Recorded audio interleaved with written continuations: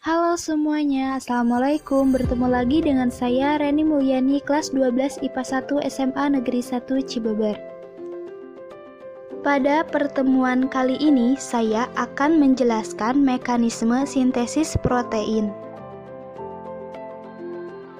Sintesis protein adalah proses pembentukan protein dalam tubuh yang dilakukan oleh RNA atas perintah atau kode dari DNA.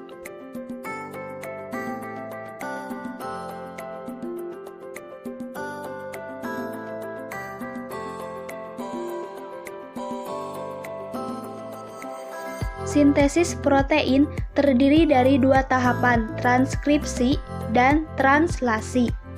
Transkripsi merupakan proses pembuatan salinan mRNA yang berasal dari DNA, sedangkan translasi merupakan proses penerjemahan mRNA menjadi protein.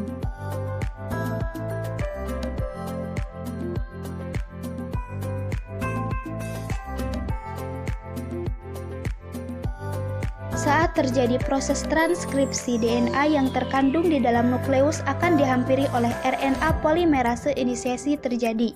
Saat RNA polimerase melekat pada daerah promotor gen, pada saat itu RNA polimerase akan mulai membentuk mRNA melalui cetakan DNA template.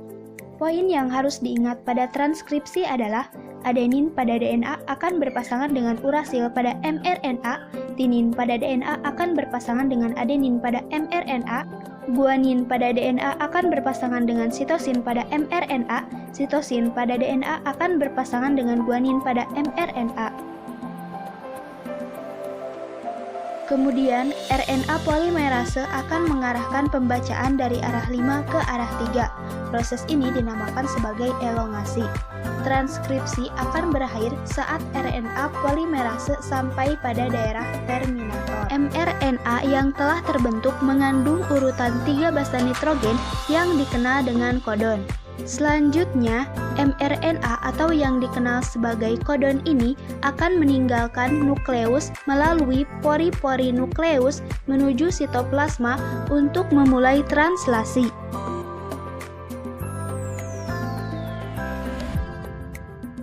Translasi juga terdapat 3 tahapan, yaitu inisiasi, elongasi, dan terminasi. Tahap inisiasi dimulai saat ribosom subunit kecil terikat pada mRNA. Ribosom subunit kecil ini akan bergerak dari arah 5 ke arah 3. Ketika sudah menemukan kodon AUG, tRNA yang sudah membawa asam amino dan antikodon OAC akan mendekat pada mRNA. Setelah itu, ribosom subunit besar akan datang dan terikat pada ribosom subunit kecil. Ribosom subunit besar memiliki 3 daerah, yaitu daerah aseptor side, peptidyl side, dan daerah exit side.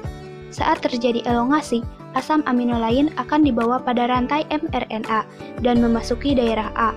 Lalu, ikatan peptida akan terbentuk di antara kedua asam amino pada daerah P.